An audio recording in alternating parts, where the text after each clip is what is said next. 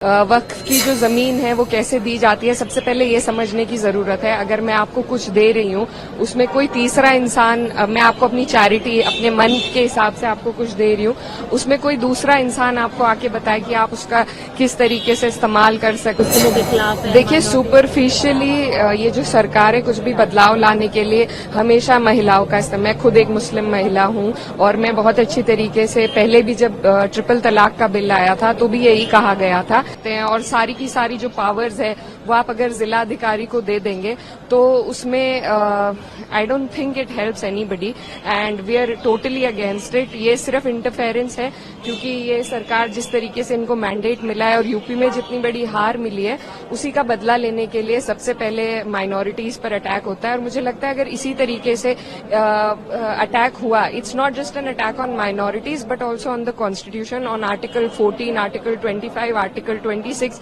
it's a direct attack. So, and it is not just for Muslims. I think all the minorities in the country need to be aware of this government's intent, of their intent to interfere with one's personal beliefs and religious institutions. So I think this is not what my country stands for. This is not what my constitution stands for, and we stand against this bill and we will oppose it tooth and nail. But इकरा यहाँ पर जो bill में government की तरफ से बोला गया, जो पीड़ित, खासकर बार बार बोला गया, जो पीड़ित मुस्लिम महिलाएं हैं उनको इंसाफ दिलाना है, जो पीड़ित मुसलमान हैं, ये धर्म से इसको बिल्कुल जोड़े नहीं जाना चाहिए। ऐसा बिल्कुल भी नहीं है कि मुस्लिमों के खिलाफ क्लियरिटी इसमें है, उसके बावजूद क्यों आप लोगों को लगता है कि this is against the religion, ये मुस्लिमों के खिलाफ है? देखिए, सुपरफिशियली ये जो सरकार है कुछ भी बदलाव लाने के लिए हमेशा महिलाओं का इस्तेमाल, मैं खुद एक मुस्लिम महिला हूँ और मैं बहुत अच्छी तरीके से, पहले भी जब ट्रिपल तलाक का बिल आया था तो भी यही कहा गया था।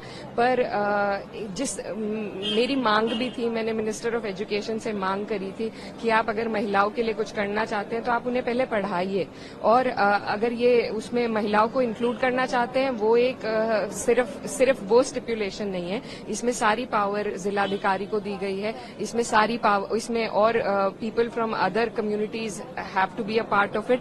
तो इस तरीके के बहुत प्रावधान है, सिर्फ उसको सेल किया जा रहा है कि हम विमेन को इसमें इंक्लूड कर रहे हैं। पर जैसा अभी हमने देखा है ट्रिपल तलाक में, अब क्या होता है, there are a lot of abandonment cases. पहले तलाक हो जाते थे लेकिन अब औरतों को सिर्फ अबैंडन कर दिया गया है, और जो उनके पति हैं वो जेल चले जाते हैं, वो उनके पास वैसे भी उन्हें कुछ उससे फायदा नहीं होता है।